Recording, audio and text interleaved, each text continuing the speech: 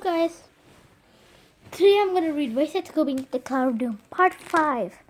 I know. You were waiting. Sarah liked walking in the rain. She liked stomping to the puddles in her yellow rain boots.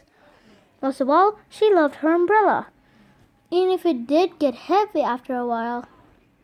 Her umbrella was purple with green stripes. Or maybe it was green with purple stripes. She couldn't be sure. The whole thing was covered with yellow polka dots in various sizes. She liked listening to the raindrops bounce off on it. The harder it rained, the better the sound. She liked the feel of the smooth, curved wooden handle. She was still a block away from the school when she heard the whoop whoop. Now she was going to be late. She had done too much puddle stomping and not enough straight ahead walking.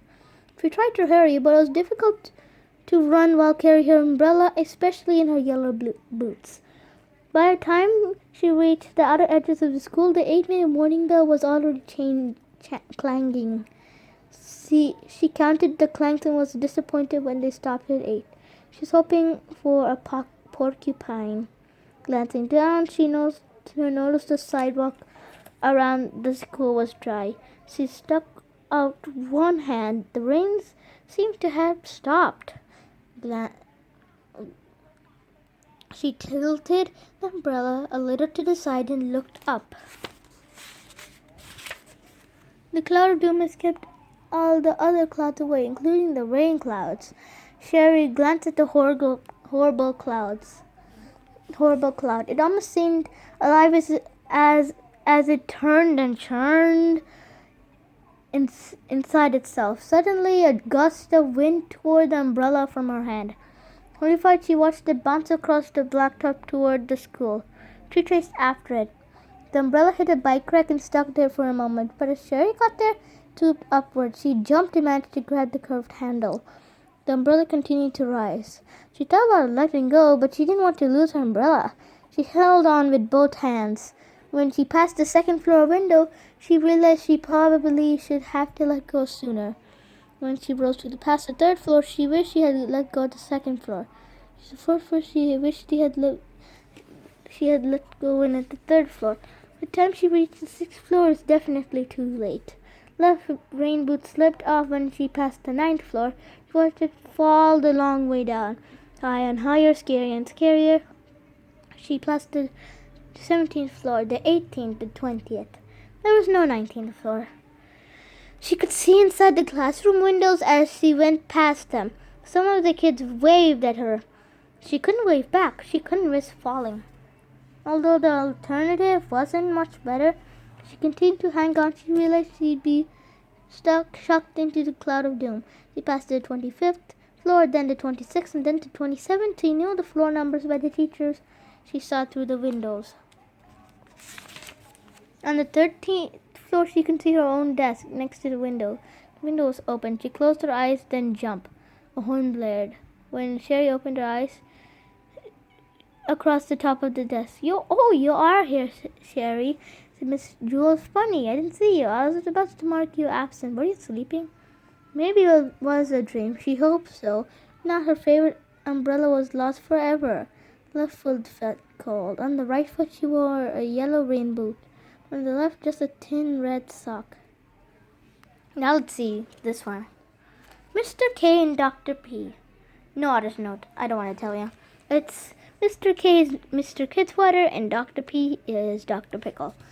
Even though they're not letting you do that, that's a crime, right? Mr. K headed up the stairs. Wait, it's not a crime, it just says. They just don't want to say. See? Author's note. Due to strict rules about confidentiality and avoid unnecessary embarrassment for those involved, the names of the characters have been omitted from the story. Please don't try to guess. I guessed. Mr. K headed up the stairs. He wore a paper bag over his head. It was 10 o'clock in the morning. All the little brats, as he liked to call them, should be in class, but he wore the paper bag just in case he encountered a stray one. When he reached the third floor, he tripped on the top shelf and fell to the landing. "I knew I should have cut out some eye holes," so his knee hurt, but that was the least of his worries. He got back to his feet and limped up the stairs. Actually, only one eye hole would have helped. His left eye was shut tight. The eye was wide open. The eyebrow was raised in a constant expression of surprise. By counting his steps, he knew when he reached the 4th floor. He felt his way to the door, then knocked. "Yes, who's there?" asked Dr. P from the other side. Mr. K didn't want to say his name out loud in case anyone was listening. He opened the door and entered. Dr. P was surprised to see a person with a bag over his head. He didn't show it. He had been trained to keep a straight face, no matter what. Whenever somebody came to see him, it was perfectly his job to act like everything was perfectly normal. "Yes, what seems to be the problem?" he asked, stroking his head. Mr. K removed the bag. "Yikes!" screamed Dr. P, throwing both hands in his air. Quickly regained his composure. "So why did you come to see me?" he asked as he rubbed his beard. Mr. K made an noise as he pointed to his face. "Your face is stuck," asked Dr. P. Mr. K nodded. "Please have a seat." Mr. K sat on the couch.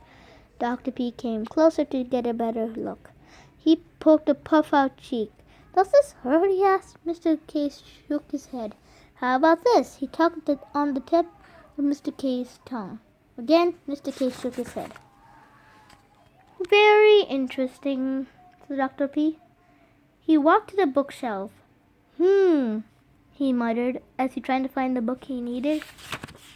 "This should do it," he declared. Removing a very fat book, he bonked Mr. K on the top of the head with it. Exclaimed Mr. K. "Any better?" said Any better, Dr. P? Exclaimed Mr. K. "Any better, Dr. P?"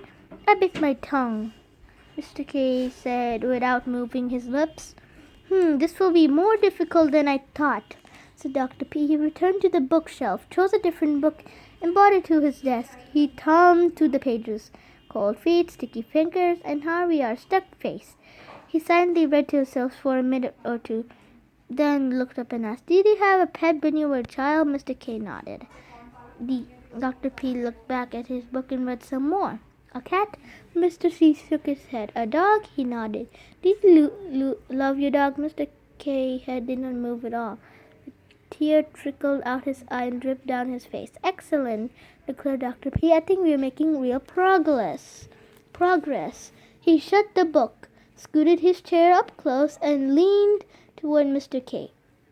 "Look in my eyes," he said. With his one eye, Mr. K stared at Dr. P. Dr. P stared back. He held up a gold chain with a green stone attached. He let the stone swing gently back and forth between them. Their faces were so close, the stone kept barely missing their noses.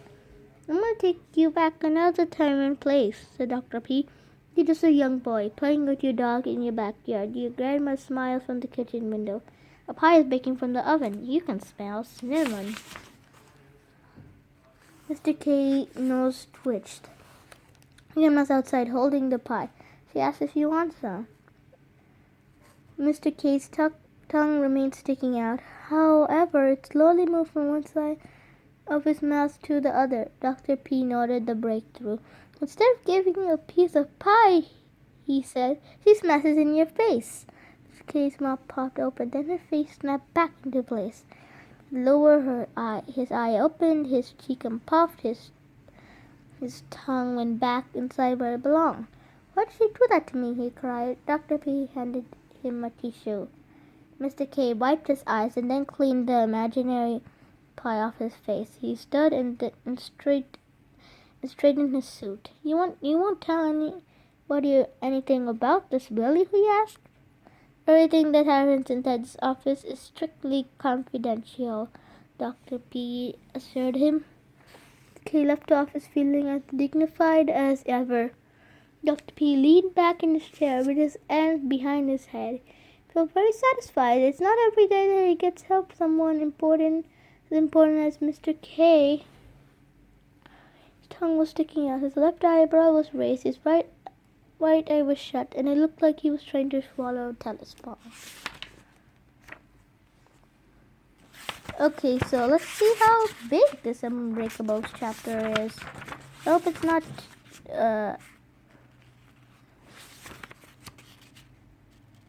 okay. So maybe we should end it here.